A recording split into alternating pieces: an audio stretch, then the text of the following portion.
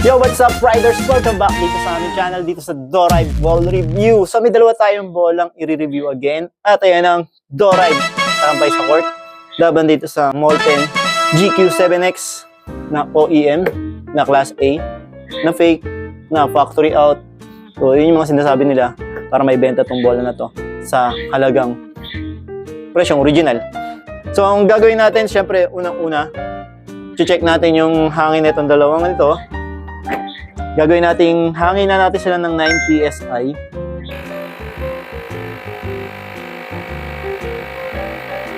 So yun, before kasi, kung bakit 9 PSI yung mga hangin na nilalagay ko. Dati kasi nagbibenta ako ng mga Molten na bola, mga Molten BG45. Dumarating sa akin yung mga bola na yan, inflated na. Kung sinabing inflated, may hangin na. At ang hangin na yun is 9 PSI.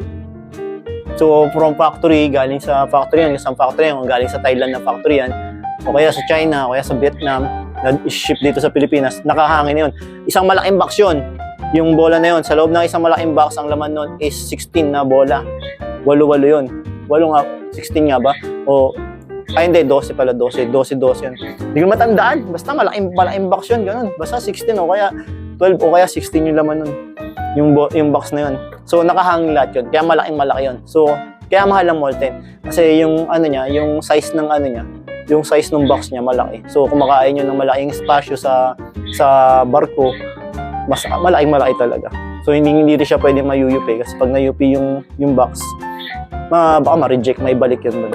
So, kaya mahal ang Molten na bola. Alright, so ulitin ko, kung napanood nyo yung first video ko, sabi ko itong Molten GQ7X na to, naghahanap ako ng original na ganitong bola para magawan ko ng comparison ng fake versus original dito sa parehas na bola na to. So marami ako nakikitang ganitong bola na ginagamit sa mga 3-point shootout. Ito yung money ball nila. So sabi ko, ang angas ng ganda ng bola na yun. Saan kaya makakabili nun? So ginawa ko, chinek ko doon sa website ng Molten. Hindi ako maka-order, wala akong makita. Check ko din sa mga e-commerce platform nila, wala akong makita sa mga legit na e-commerce platform ni Molten mismo. And punta rin ako sa mall, wala rin ako makita. So baka meron kayong original nito, and pag-usapan natin kung magkano. Pero please, kung magbebenta kayo sa akin, siguraduhin yung original. Huwag niyo akong lulukohin dahil kasi malalaman kung fake yung bola na yan. Madaling malaman pag fake ang bola na binenta ninyo. Dito pala sa barcode, nakalubog na agad. Yan! Peki na agad dyan.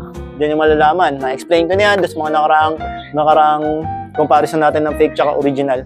Alright!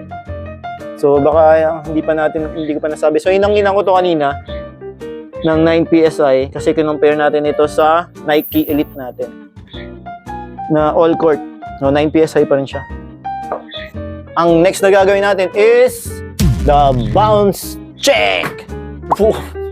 Tambak. Bounce check. Oh. Ang layo, no? Grabe, ang layo. Talo ka, no? Hindi. Mababa talaga to kasi kinumpare na natin kay Nike Elite to kanina. So, grip check tayo. Tingnan natin kung parehas ang grip na ito. Gumanda yung grip ko kasi nawala. Kanina hindi ko mag-grip to eh. Gumanda na yung grip ko. Oh, yun na, wala na. Okay, so sa grip, panalo talaga to si Doride. Kahit ito, hindi talaga natin mag-grip to kanina. So nawawala na ulit yung grip. Yung grip check ko. Yan, dumudulas na ulit. Kailangan magpahinga. Yan, okay na ulit. So okay. Okay na yung grip check natin. So mas maganda yung sa bounce, panalo si Doride. Sa grip, mas maganda si Doride. So parehas pang indoor-outdoor. Ito pang outdoor din to. Pwede rin siya sa indoor. Pero sa indoor, ng mga tabla, medyo mababa yung talbog nito. Kasi kung i-compare natin yung panel nito, medyo matigas yung panel nito. So, iyan natin, sound check sa panel. Yan ang tigas oh. Ang sakit sa daliri. Aray ko. So, yung pakiramdam ko dito, para siyang may plastic. Itong pagka-leather nito. Para siyang PVC. Ganun yung pakiramdam nito. Makunat, malutong din yung niya, yung panel niya. So, check natin si Doride. O, diba?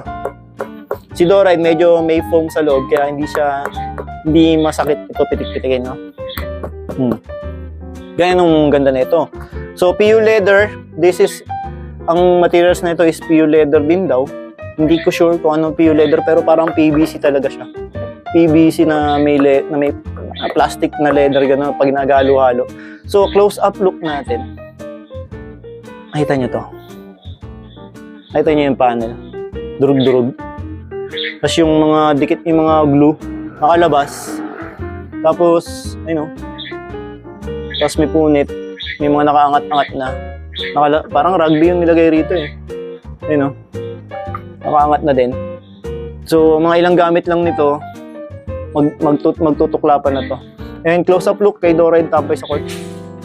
Ayan ang kanyang panel. Napaka-pulido, napakaganda.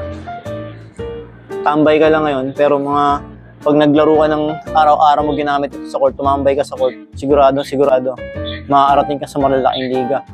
Baka magiging varsity player ka pa. So, hindi lahat ng tambay lang talaga. May mga pangarap din tayo mga tambay, di ba? Okay. So, ang next naman natin na gagawin is size. So, atin ito si Doride. So, baka napanood nyo yung nakarang video natin. Kung subscriber kayo dyan, malamang alam nyo na kabisado nyo na kung anong sukat ni Doride. Ilapat natin sa bladder line. Ang kanyang sukat ay 76.6, 76.5, 76. Nakalapat sa bladder line yan. So, mas malaki yan kapag naka-across sa bladder line. Sukatin natin across the bladder line. At ang kanyang sukat ay tulinan. So, minsan kasi talaga hindi ko napapantay-pantay yung paglapat. Pero usually naglalaro yan 76.8, 76.9, 77. So, ganyan. So, mas ganyan yung size niya. So, mas malaki yung size niya across the bladder line kasi dito sa bladder line niya, nakalubog yan. May lubog ng konti yan. Konting lubog lang naman. So, ito, konting lubog lang to. Parang Molten BG series yung pagkalubog nito eh. Nitong tambay sa court. Pero yung bola ng Pinas, malalim talaga yung lubog nun. Yung pagkalubog ng bladder line. Sukatin na natin ito si natatandaan nyo pa ba ito? Maliit to eh. Nasa 75 something lang. Sukatin na natin across itong bladder line niya. Ang dulas. Ayaw kumapit nung medida ko. Shoutout pala sa medida ng mama ko. Okay, itong medida ng nanay ko. Baka matanda pa sa inyo to.